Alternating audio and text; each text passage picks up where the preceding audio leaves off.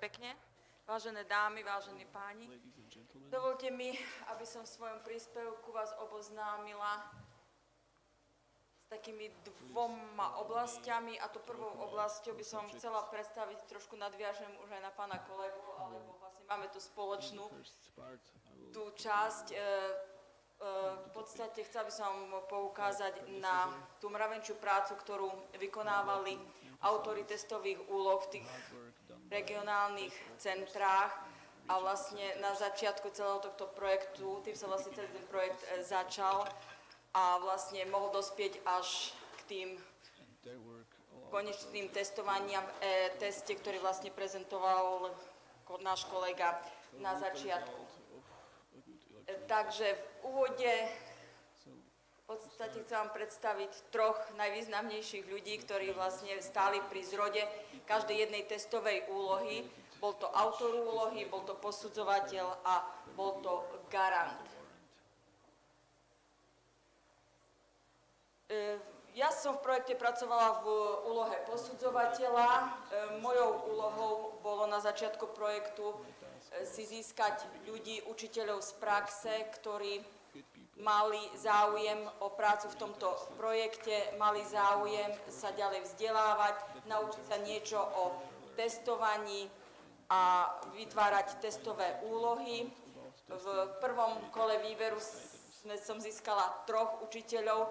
Niektorí po prvom stretnutí, ktoré sme mali v Košiciach, sa zľakli a odstúpili od práce na tvorbe testových úloh, ale potom sa nám podarilo doplniť náš tím a v konečnom štádiu nás bolo 9 autorov, ktorí vlastne usilovne pracovali až do ukončenia projektu. Takže mojou úlohou bolo vlastne tento tím, s ním veľmi blízko spolupracovať a každý mesiac sme sa stretávali v regionálnom centre, čo potvrdzujem veľmi dôležitosť toho osobného kontaktu, nie len cez maily alebo telefonicky, ale práve tá výmena skúseností priamo v týchto centrách bola veľmi užitočná, hlavne v tých prvých častiach, v tých prvých obdobiach, prvých mesiacoch, kde sa jednotliví autori úloh brodili s mnohými problémami, ktoré tu už aj boli spomínané. Jednak tá Bloomová taxonómia, tá špecifikačná tabuľka, ktorú každý mesiac obdržali a podľa nej vlastne mali vytvárať testové úlohy. Ale v začiatku mali problémy aj s formami testových úloh, hlavne tí učitelia, môj tým boli vlastne učitelia z 1. stupňa, z primárneho stupňa vzdelávania, kde to testovanie v podstate nie je tak veľmi rozšírené ako možno na tom 2. stupni alebo na tých stredných školách. Takže mnohí učitelia mali problém vlastne aj s chápaním tej formy, napríklad rozdielom medzi produkčnou a doplňovacou úlohou, alebo ako má vyzerať priraďovacia úloha a tak ďalej. Takže aj s tým sme sa trošku borili, ale úspešne sme to všetko zvládli. Takže vždy koncom mesiaca dostala som od pani garantky súbor, tú špecifikačnú tabuľku, a mojou úlohou ju bolo vlastne zaslať autorom. Táto špecifikačná tabuľka, neskôr vám ju je naskenovaná, síce veľmi dobre nevidieť, ale obsahovala hlavne charakteristiku textu, takže či to bol literárny, neliterárny, alebo potom nesúvislý text. Bola tam špecifikácia, maximálny počet slov, ktorý mohol ten text obsahovať. Pre prvý stupeň to bolo 150 slov, potom požadovanú zložku, či to bola testová úloha pre jazyk, sloh, literatúru alebo čítanie s porozumením, a bola zadefinovaná aj požadovaná forma testových úloh, takže priraďovacia úloha so stručnou odpoveďou, usporiadacia, zatvorená a tak ďalej. A potom tá kognitívna náročnosť úloh podľa Blooma. Takže takto vyzerala tá špecifikačná tabuľka, ktorú dostal vlastne každý autor. Nasledovala vlastne mesačná práca autora, kde počas tých 30 dní. Jeho úlohou bolo vybrať vhodný text podľa tej špecifikácie.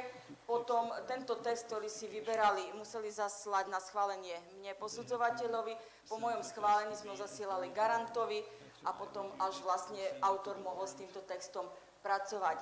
Výber textu tiež v tých prvých mesiacoch robil autorom pomerne takú komplikácie, hlavne vybrať taký text, ktorý by obsahoval všetky tie položky, ktoré boli uvedené v tej špecifikačnej tabuľke.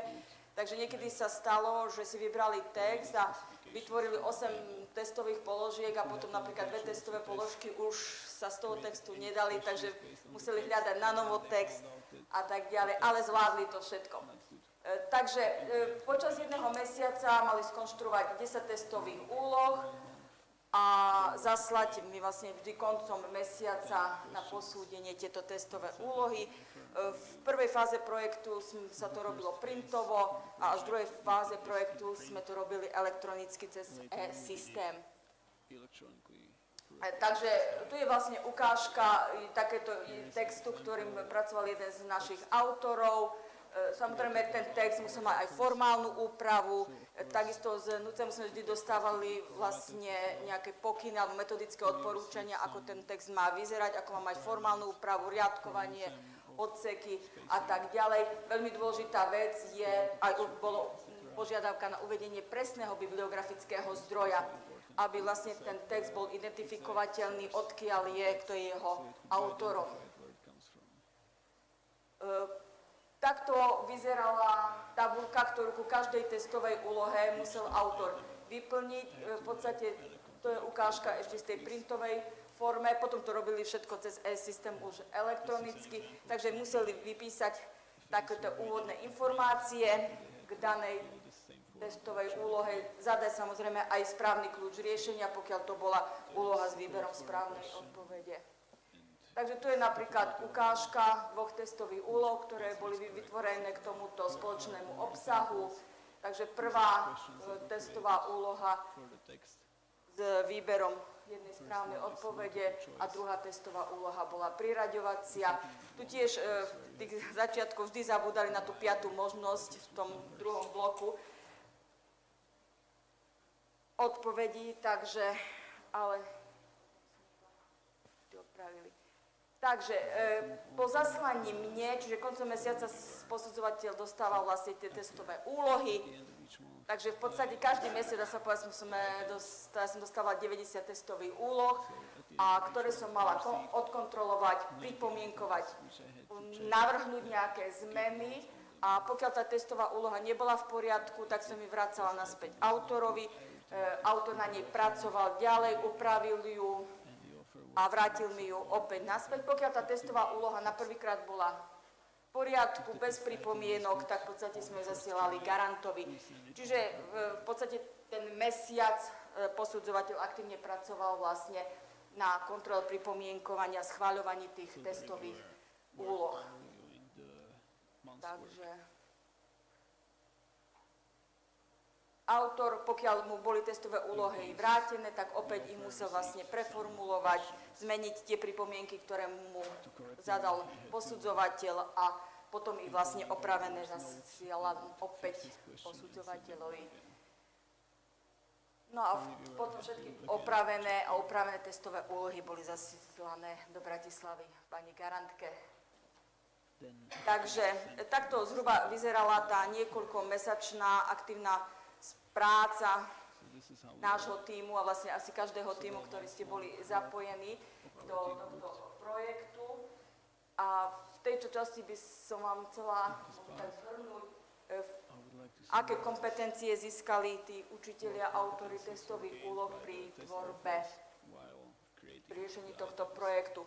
V prvom rade museli veľmi dobre sa oboznámiť so štátnym vzdelávacím programom ako záväzným pedagogickým dokumentom, čo nemožno nie je až taká samozrejme. My vieme, že ten štátny vzdelávací program sa často mení a doplňa a tak ďalej. Takže prvá vec, skutočne museli si uvedomiť, aké sú tam požiadavky na výkon žiaka,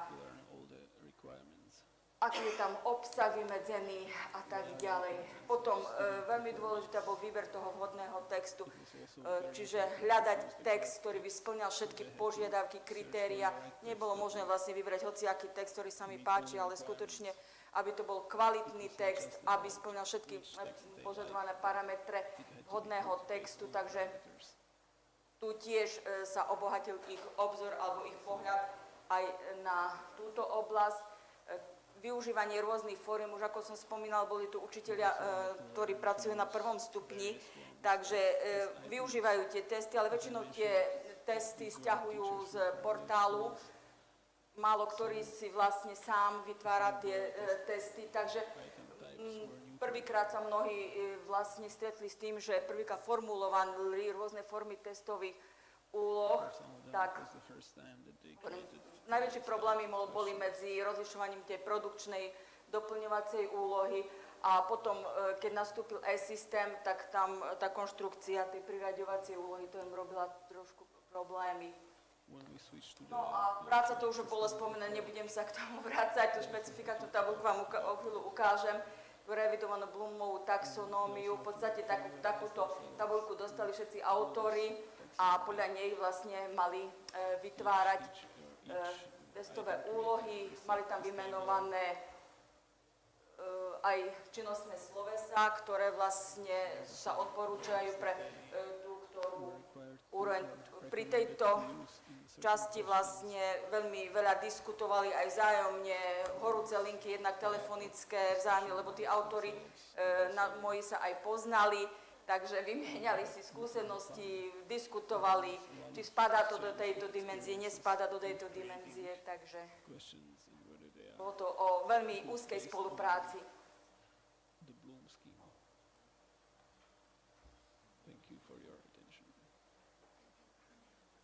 Vy ste mi tú verziu, asi nie tú najnovšiu verziu dali, takú, ako doplňala. Aha. Tak kľudne pokračujte, čas máte. Ešte bola požiadavka, aby som vlastne doplnila verziu, čo sa týka pohľadu ako učiteľa vysokej školy. Ja som poslala tú verziu v piatok, ale asi sa nedostala do tohto počítača. Takže v podstate, ako to je na vysokých školách? Ja nechcem rozprávať o vysokých školách iných, ja spomeniem našu fakultu, pedagogickú fakultu Prešovskej univerzity v Prešove. V podstate som sa pozrela, aké predmety máme, kde sa venujeme vlastne pedagogickej diagnostike a kde, či sa myhne niekde aj slovo test, testovanie v niektorom vyučovacom predmete. A v podstate tú analýzu som si urobila, takže dúfam, že si to pamätám. Takže pedagogickú diagnostiku a didaktiku máme aj v bakalárskom stupni štúdia, aj v magisterskom stupni štúdia, čiže aj v učiteľstve pre materské školy, aj v učiteľstve pre prvý stupeň základnej školy. Sú to povinné predmety, kde sa naši študenti oboznámujú s všetkými tými aspektmi pedagogickej diagnostiky. Veľmi významná oblasť je pedagogická prax, kedy naši študenti vo vysokej miere my kladieme skutočne dôraz na realizáciu pedagogických praxí a naši študenti chodia už od 2. roka štúdia do materských škôl, do školských klubov a potom magisterskom stupni štúdia aj do základných škôl. Teraz máme na praxi druhákov bakalárskeho štúdia a keď som bola na úvodnom stretnutí s učiteľmi materských škôl, tak práve kolegyňa, ktorá má na starosti túto pedagogickú prax, im oboznamovala ich s obsahovým zameraním a zdôrazňovala tú skutočnosť, že majú sa venovať aj pedagogickej diagnostike jedného žiaka, čiže majú si vybrať jedného žiaka predškoláka a sledovať ho počas toho obdobia tej pedagogickej praxe, robiť si vlastne jeho pedagogickú diagnostiku, zapisovať o ňom také informácie a tak ďalej. Takže to je ďalší aspekt. No a potom sú vyučovacie predmety, hlavne v tom magisterskom stupni štúdia máme predmety didaktiky jednotlivých vyučovacích predmetov, kde v informačných listoch sú uvedené aj tie požadované, alebo tie ciele vzdelávania práve zamerané na pedagogickú diagnostiku.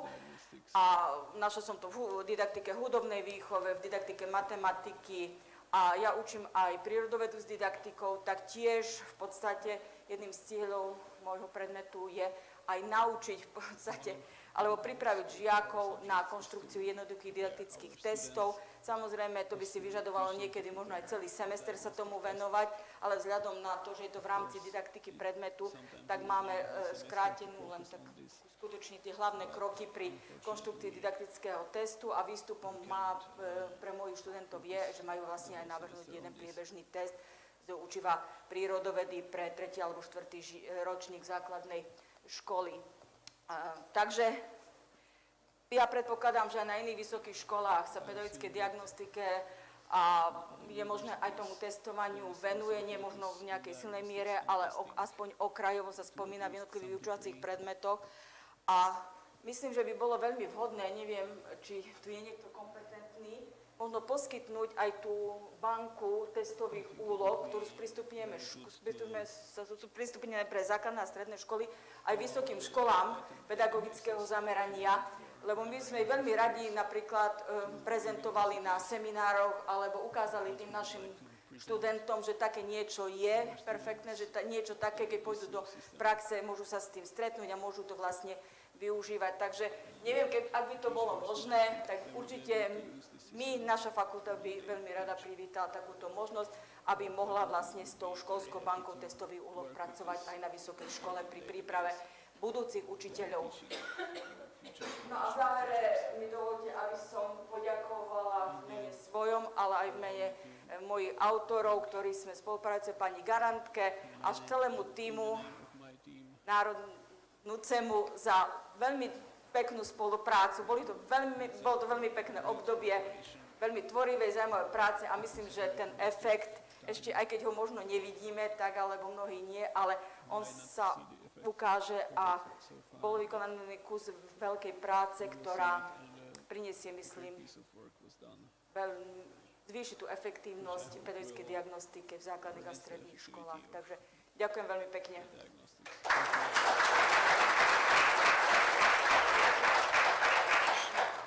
Ďakujem veľmi pekne, pani docentke. Poprosím, ak sú nejaké otázky, pretože myslím, že zaznelo veľmi veľa zaujímavých myšlienok do budúcnosti, ale aj súčasného stavu, ako to teda v skutočnosti na tých pedagogických fakultách je a treba si uvedomiť, že naozaj pedagogická diagnostika je proces, ktorý je veľmi komplexný a naozaj v rámci prípravy budúcich učiteľov venovať pedagogickej diagnostike jeden semester, možno je aj na zváženie, že či je teda to čas dostatočný. Tak ak môžem, nech sa páči kolegovia vaše otázky.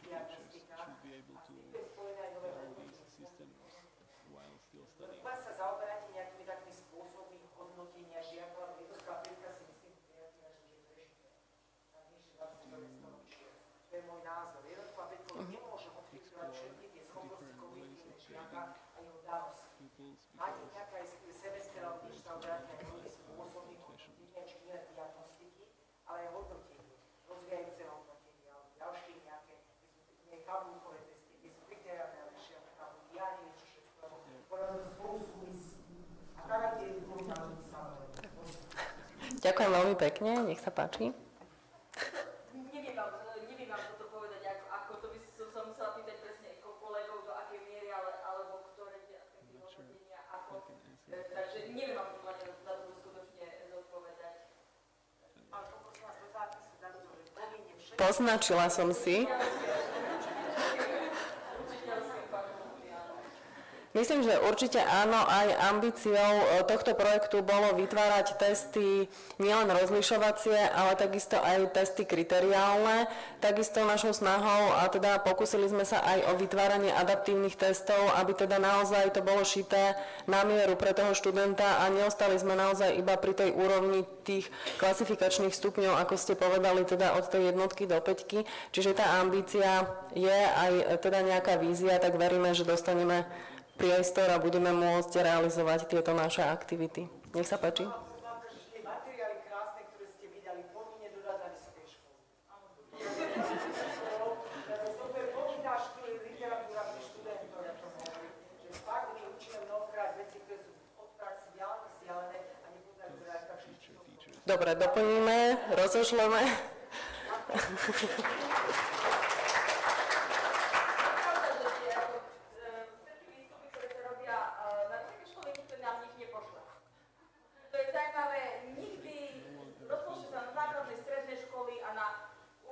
Fakulty sa vždy zabúda, takisto ako s učebnicami so všetkým. V podstate, takže k nám sa aj mnohé veci ani vôbec nedostanú. Áno. A my sme ako ešte na východe, takže to je komplikovanejšie. Takže áno, my sme boli tiež vďační za každú tú publikáciu, ktorá by vlastne pomohla zefektívniť výučbu na vysokých školách. A myslím si, že študenti vysokých škôl sú nositeľmi z toho inovačného, keď prídu do tej pedagogickej praxe, tak to by mali byť oboznámi aspoň niečo, že existuje, malo by sme to odprezentovať. Keď vy umožníte, ja slúbujem, že na svojich hodinách didaktiky prírodovedy to ukážem, že to je, a keď prídu do praxe, aby vedeli, že to na škole majú a že to môžu využívať. Pretože som sa zúčastnila aj ako školiteľka niektorých vlastne školení a tam bolo vidieť na tých učiteľov, niektorých ten systém nadchol, samozrejme počas 4 hodín, keď sme im ukázali, čo všetko, kým si skonštruujú ten didaktický test, čo to všetko obnáša, tak možno sa mnohí zľakli, ale to je ten prvý dojem. Ja keď som tiež prvýkrát v podstate v tom systéme ten test konštruovala, trvalo mi to niekoľko 2 hodiny minimálne možno, keď som vychytala všetky tie veci, ale v podstate, ako aj kolega spomínal, potom sa dostáva vlastne rutina, už človek keď vie, tak veľmi rýchlo vlastne ten test si pripraví a to, že ja nemusím opravovať testy ako učiteľ, že ja mám okamžitú spätnú väzbu pre študenta alebo žiaka, ktorý okamžite po doriešení testu vidí ten výsledok, vie, ako na tom je. Ja vidím, ako moja trieda napreduje, kde mám rezervy, kde treba sa k čomu vrátiť. A nemusím to opravovať a rozmýšľať, dám mu tam pol boda, nedám mu tam pol boda, pridám a tak ďalej. V tomto je obrovský význam tohto elektronického testovania. A ešte keď som biológ, tak aj šetrení pán zviera. Ďakujem veľmi pekne.